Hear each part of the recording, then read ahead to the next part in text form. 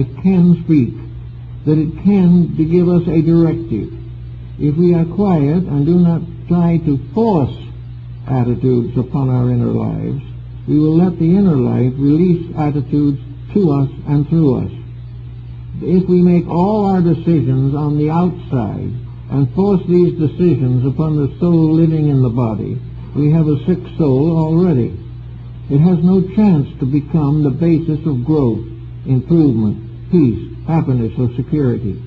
It is forever penalized by the pressure of the mind, which is the creator of illusions, but can become the support of simple truth once we understand it. So we are now living by forcing the outside on the inside. The giants say we'd be better off if we forced the inside on the outside. In fact, we wouldn't have to force, just give it a chance. If they give the best of us a chance, the rest of us will follow. So in their simple way, in their little villages and towns and communities, they simply live to make possible the growth of the life within them.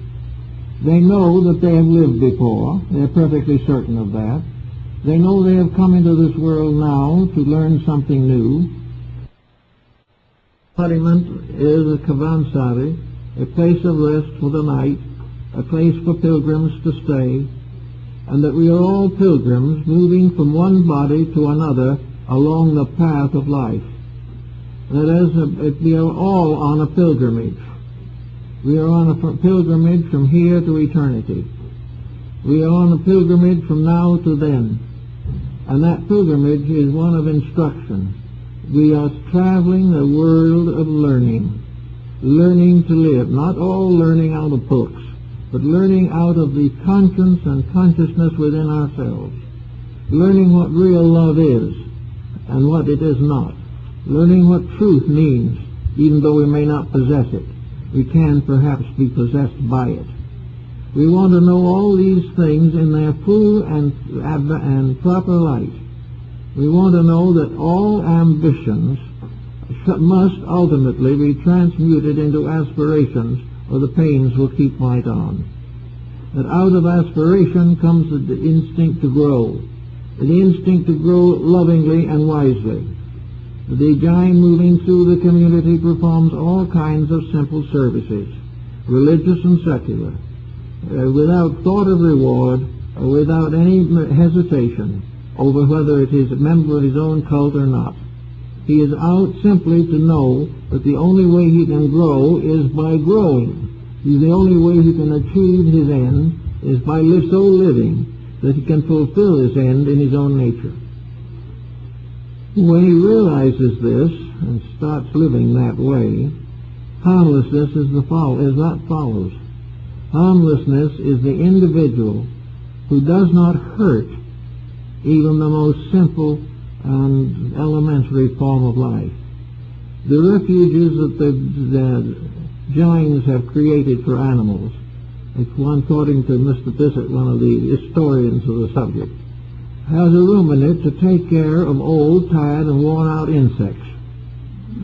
Now, we have a way of doing that, too, with the fly swatter.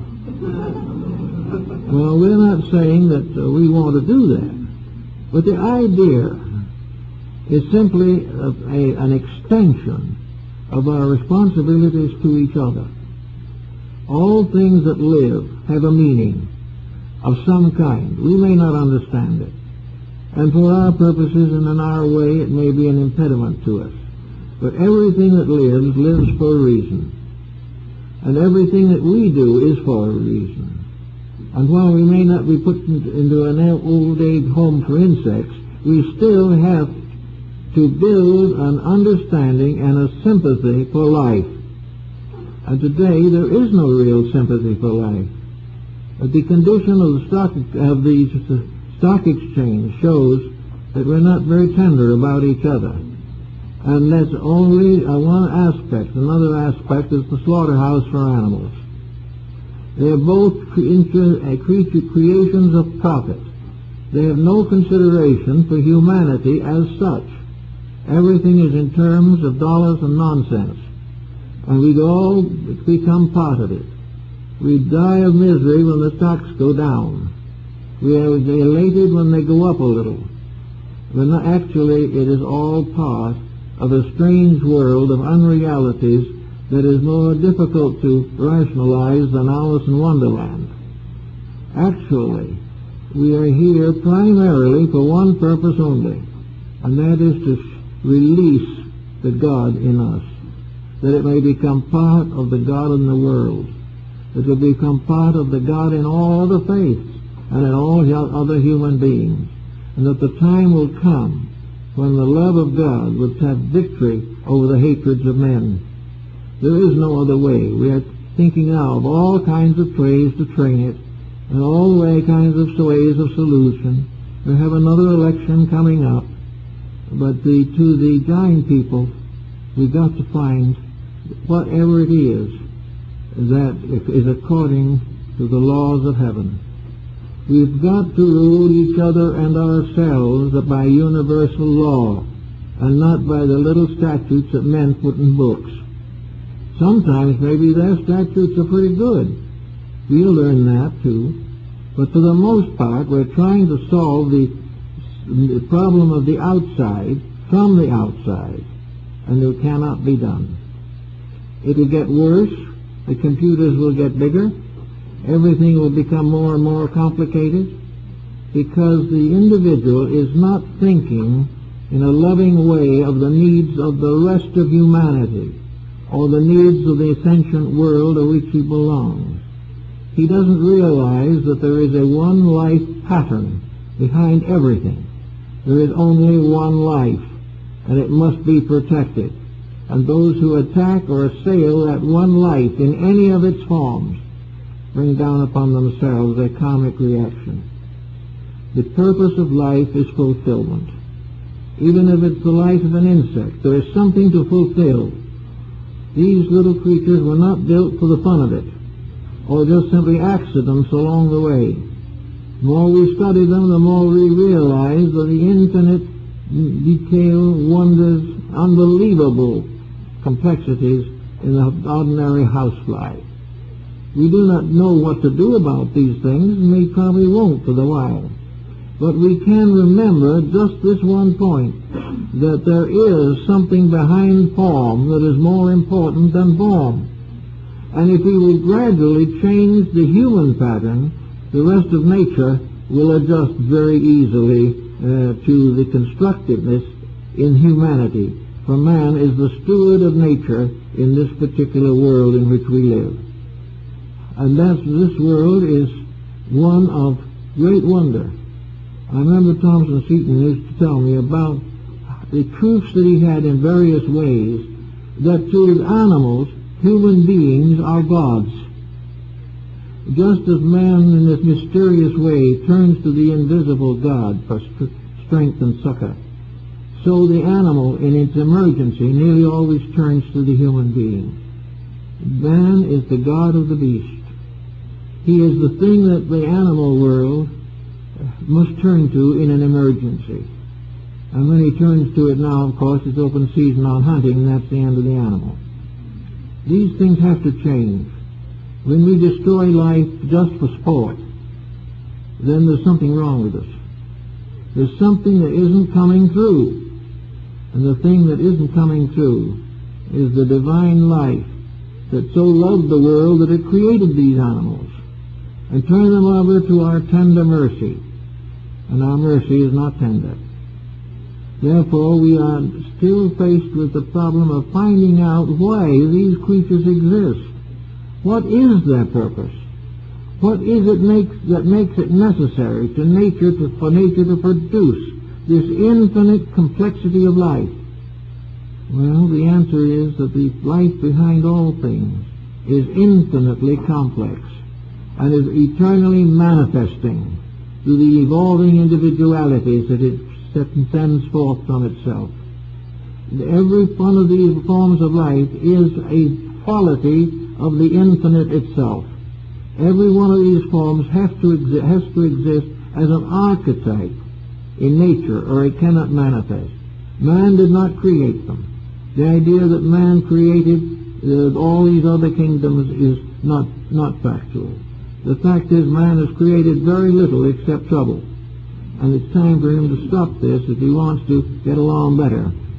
Now we're coming into a great emergency in human civilization at this time, an emergency that we must all face, an emergency for which we're going to legislate and cross-legislate and go through all kinds of legislative problems, as though we could actually change the course of nature from the outside. The real cause is nothing to do with legislation of that kind. We've got to produce a revelation of the divine purpose. It's not necessarily creedal, it's not necessarily religious as we know it, but we must accept the reality of an infinite law in which we all live, and that salvation depends upon obedience to that law. No one can change it. No power can change the energy and the value and the integrities that keeps the cosmos in its orbits. It cannot change the way of space. It cannot change the Milky Way. It cannot create anything that will solve the problems of existence, because creation is eternal and inevitable and not necessary to create. It is only necessary for created things to become aware of the reason for themselves. It is only necessary that man learns to live according to the laws by which he was created. Now this is going to become more apparent as we go along. With the increasing population, we look forward to a planet of 8 billion inhabitants. Well, 8 or 10 billion inhabitants can be taken care of. Many more than that can be taken care of. But not if we continue to exploit each other. If we continue to create new machines and expand our scientific horizon, but do nothing to take care of the need of the simple humanity. The more of us there are, the more humanity we have to have, or everything will go to pieces. The more we are, the more unselfish we must become, for selfishness can destroy us all. So as we get greater and greater in population, and as one by one the natural resources are reduced, we are going to come finally to the point where we have to restore a Garden of Eden, or else face an inevitable desert, which will become uninhabitable. So the little Garden of Eden is there. It always will be there. This planet can be a happy home for all the forms of life that develop here. There's no danger of one form be taking over, because there's a law governing the development of life, and there has never been any problem that needed man to tell it what to do. The problem with man is to do what he should do. The same way in government and politics, education, religion, culture, art, music, literature, all these things move from inside, and if they are allowed to move honestly and properly, will enrich humanity and will bring with them no hint of selfishness. We won't have individuals who refuse to write a poem unless they can get $1 million advance on it. All this type of thing is part of a very, very serious mistake. Now, we can't expect these poor little folks that live in this world to be completely away from all these mistakes. We cannot expect a little group like the giants, maybe 3 million altogether, to have the power to make all these changes. We go over there and look, and there are just a few people living quietly in small towns and communities, or in centers within larger groups. They have never expected to transmute the world. They have never expected to become the most powerful sect in the creation of things. They've never fought with any other religion. All they have tried to do is allow the God in themselves to have something to say about the way they live. And apparently God blesses the poor because he's made a lot of them. And they seemingly have the greatest probability of serving him. The more we have, the more worldly we become. So a natural, simple, moderate way of life, with what we need and a few luxuries to kind of take the sting out of growth, all this is possible. But this vast conglomerate of false attitudes and false economic policies, and is